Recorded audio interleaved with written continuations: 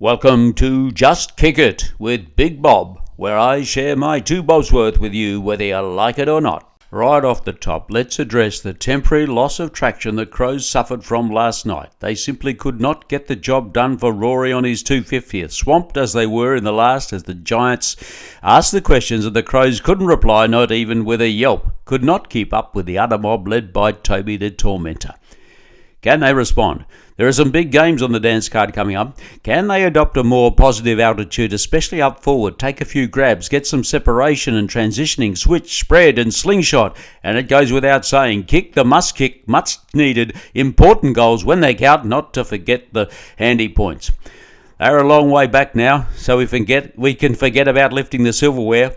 But the question remains, can they put themselves in the frame for a photo finish result to get over the line and cause some headaches in the big games in September?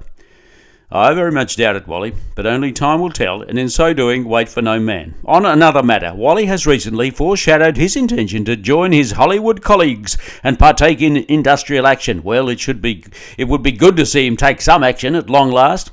He's been swinging the chain and dragging the lead for so long now, without wanting to hang out to dry any dirty washing on the line in the public arena. It needs to be said, Wally.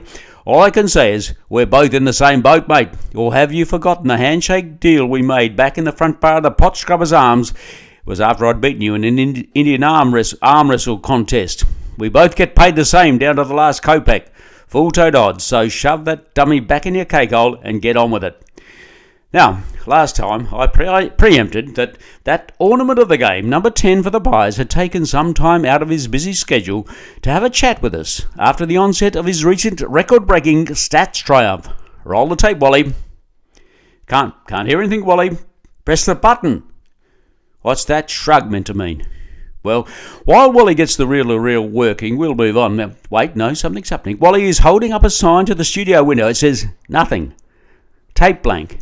And I can see from the calisthenics of Wally's eyebrows that he's not trying to pull the wool over my leg. I must apologise, listeners, for this hiccup. It appears that Wally forgot to press the red button at the start of the interview, and the tape is blank. Well, then, as they say in the classics, the show must go on. And although we can't bring you the actual verbatim recording of the actual conversation in person because someone, well, hence, I will be relying on my photogenic memory and a few shorthand notes I made to bring you the insightful thoughts from the man in question. Of course, his comments will be paraphrased, and in no way will I attempt to put words into his mouth. He's a man with a mindset of his own and a simple philosophy on the game, and these are his words, not mine.